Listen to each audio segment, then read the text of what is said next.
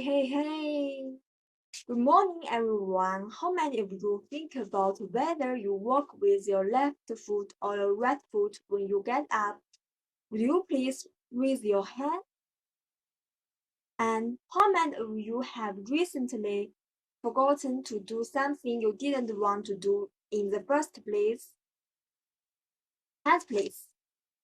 Once upon a time, a man received a notice of meeting that he didn't want to attend and he forgot all about it on the day of the meeting without asking for leave or notifying anyone.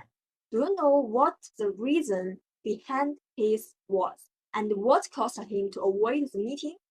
Also, how many of you feel from time to time that you have two people inside, an angel and a demon? Please raise your hand. Yes. How many of you were aware of the differences in your sexual psyche and at different stages of your upbringing? I am Yang Yumeng, a first-year psychology student at the UKM of Social Sciences. The psychoanalytic theory created by the famous 20th century psychological Freud is the most revolutionary theory of the 20th century. So, what are the main parts of his theory? Ladies and gentlemen, today I am going to introduce three key points of Freud's psychoanalytic theory: the theory of the hierarchy of consciousness, the theory of the structure of personality, and the theory of the stages of psychosexual development. Let us begin with the theory of the hierarchy of consciousness. The theory of the hierarchy of consciousness describes the mental activity of human beings. Freud believes that the different levels of consciousness include the conscious, preconscious, and the subconscious levels. Consciousness is a subjective experience that can be thought of as real and perceived. It is logical and realistic. The preconsciousness is the subjective experience and cannot be recalled immediately but can be accessed with effort. The subconscious is the primordial impulses and instincts. The early human experiences acquired through heredity, as well as the forgotten experiences of childhood and the traumatic experiences of individuals and the unethical desires and feelings. In addition to this, Freud believes that the subconscious mind has the most significant influence on human behavior. For example, a child sees a snake and feels afraid without being told that the snakes are dangerous, and the child's feeling of fear is due entirely to instinct and the early human experience. As for the second important component of the personality structure, Freud believes that the personality consists of the ID, the ego, and the superego.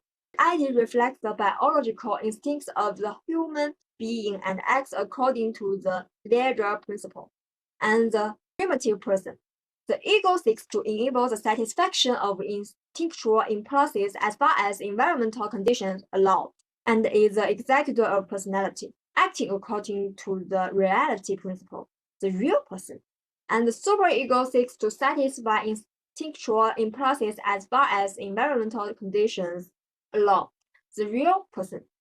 The superego seeks perfection and represents the social nature of man, the moral man.